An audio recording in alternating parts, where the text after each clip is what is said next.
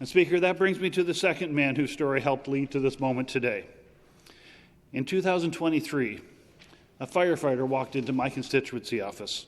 His name was Captain Peter Hayes, Pete. At the time, Pete was battling colorectal cancer, a disease that his doctors tied to the exposures that he encountered during more than 43 years of public safety work. He had 41 years with provincial corrections and 30 years with Greater Napanee Fire and 7 years with Stone Mills Fire Services. Pete believed deeply that service-related cancer should be recognized in the same way for all firefighters, regardless of age or classification. He raised that issue with honesty and with clarity.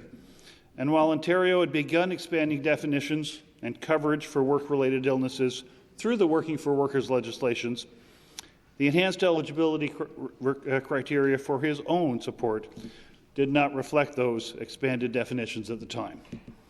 Not because his illness wasn't duty-related, but because the eligibility rules, until recently, placed age-based limits on that access. Captain Hayes lived to see those age-based exclusions removed for firefighters seeking presumed diagnosis coverage. That was progress, Madam Speaker, real progress.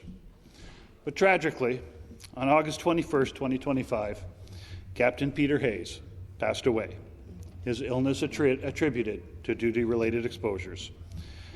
Madam Speaker, Pete Hayes has spent his final years not stepping away from service, but stepping deeper into it. He took on training and mentorship roles, guiding young firefighters, preparing new recruits, and helping shape safer response long before the sirens ever sounded. His life reminds us that occupational illness can be just as duty-caused, just as lethal, and just as devastating to families as sudden tragedy. Madam Speaker, if I may speak on a personal note for a moment, this is not an abstract policy conversation for me. My father served as a firefighter, and my son now serves as a firefighter as a young father himself.